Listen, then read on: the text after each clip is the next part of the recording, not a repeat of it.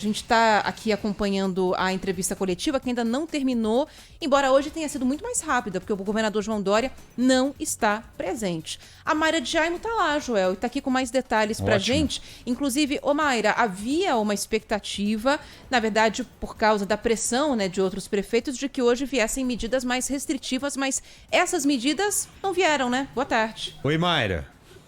Boa tarde, Ana, Joel, boa tarde a todos. Pois é, não vieram, né? A única medida ali de apoio aos prefeitos do litoral foi o cancelamento da Operação Descida no sistema Anchieta Imigrantes, cancelada a partir de hoje até o dia 30 de março, mas deve ser prorrogada até o final do feriado de Páscoa, dia 4 de abril. Essa foi a única medida, o prefeito de Santos, inclusive, está aqui representando todas as prefeituras do litoral, mas disse que ficou satisfeito aí com essa medida decretada pelo governo de São Paulo. O governador viria, pelo menos essa era a informação que a gente teve, mas depois desistiu e acabou não vindo aqui na coletiva, até porque ia ser questionado a respeito das declarações que deu hoje pela manhã.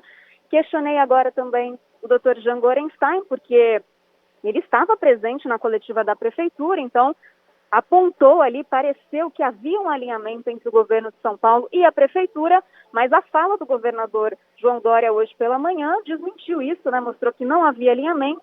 E o secretário de Saúde, Jean Gorenstein, respondeu que ele estava na coletiva justamente para apoiar, mostrar que o governo apoia medidas tomadas pela prefeitura, inclusive a prefeitura de São Paulo. E o centro de contingência também se colocou ali a favor, diz que apoia as medidas tomadas pela Prefeitura de São Paulo. Ô Mayra, como você colocou, havia uma perspectiva de anúncio de medida mais restritiva. Isso não aconteceu, não ocorreu. Você percebeu que os responsáveis, principalmente pelo centro de contingência do coronavírus aqui no estado de São Paulo, estão confiando na fase emergencial ou querem dar tempo à fase emergencial para lá na frente decidir, olha, fizemos o que podíamos, fizemos o que deveria fazer, colocamos a fase emergencial e ela não funcionou, ou ela funcionou. Estão esperando esse tempo? Você percebeu isso? Você sentiu isso, Mayra? Senti sim, Joel. Eu conversei inclusive com alguns membros do centro de contingência nas últimas coletivas. Eles disseram que estão esperando, mas que podem decretar essas medidas na semana que vem. Já era a expectativa aí dos coordenadores do centro de contingência. Vamos ver aí se na semana que vem a gente tem medidas mais restritivas, mas também a responsabilidade de decretar as medidas fica sendo um pouco jogada ali entre prefeitura e governo do estado. Ninguém quer ser responsável por ter que colocar medidas tão drásticas, então por isso que algumas prefeituras até acabaram fazendo o lockdown e outras, como o pessoal do ABC, está cobrando que o governo do estado faça isso de uma forma mais coordenada. Então fica nessa, né, de um espera que o outro faça e até agora não tivemos medidas ainda mais restritivas. Pois é, até porque hoje, Ana, é o dia exato que nós deveríamos começar a sentir o quê? Os efeitos práticos da fase vermelha. Porque hoje estamos no 14º dia ou 13º dia do início da fase vermelha. É que esses efeitos não viriam porque, enfim, a gente teve que avançar para a fase emergencial, né? Sim, mas porque hoje não estava dando certo. Acho que os efeitos não viriam como esperávamos, né? Isso aí. Agora, teríamos que sentir pelo menos alguma coisa. Por isso que seria legal a gente tentar entender com esses números aí. Agora é o Se seguinte, a fase vermelha funcionou, nem que com 1% ou 2%. Não, e tem uma coisa, né, Joel? Assim, a gente tem um limite para testar a fase emergencial. Grande São Paulo está com 91% de ocupação. O estado está praticamente nisso, 90,6%, né? Então, assim, até que ponto é possível testar uma fase antes que a gente chegue à falência do sistema de saúde de São Paulo? Porque quando falir, a gente fechar tudo, aí um abraço, né? Aí já foi. Mas esses caras têm números, esses caras têm dados, pode ter certeza. Essa ação do governo e da prefeitura nos últimos dias em expor o problema, porque até então era como?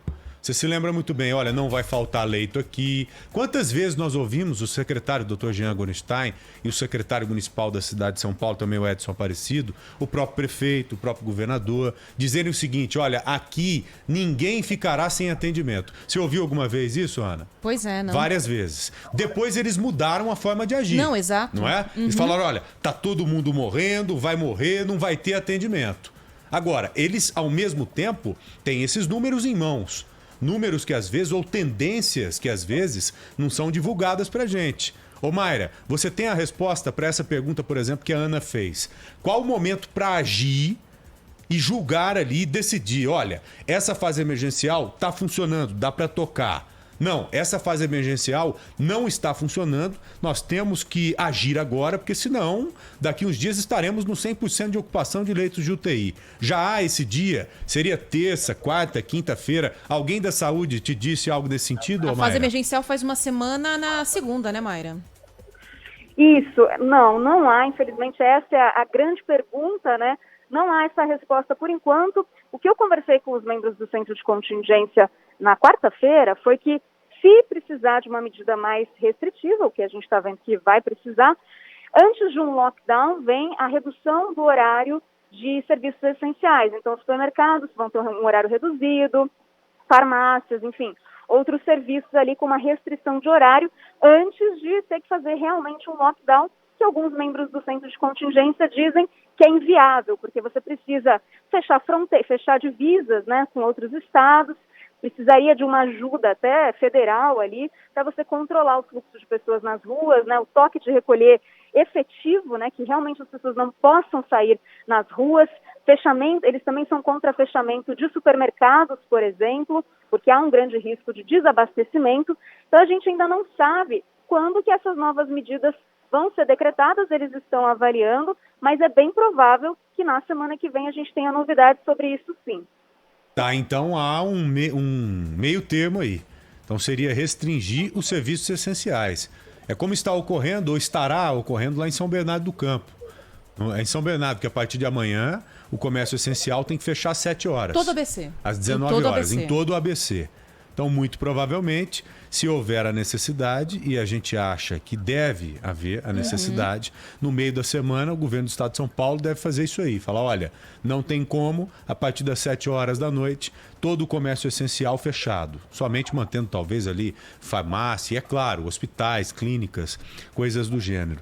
Então, você acha que pode acontecer isso, né, Mayra? Ao invés de decretar o lockdown de cara, se inicia com uma atitude nesse sentido, mais restritiva, restringindo o serviço essencial. Alguém da saúde aqui do Estado de São Paulo que te disse isso?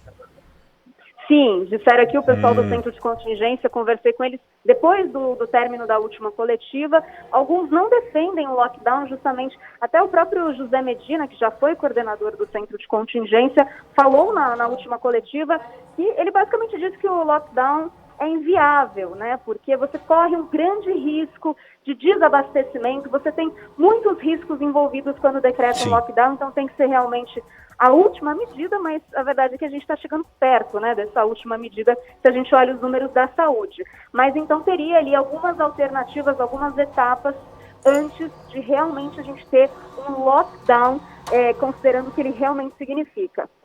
Valeu, Mayra, muito obrigado, um abraço a você, bom final de semana. Valeu, gente. Tchau, tchau.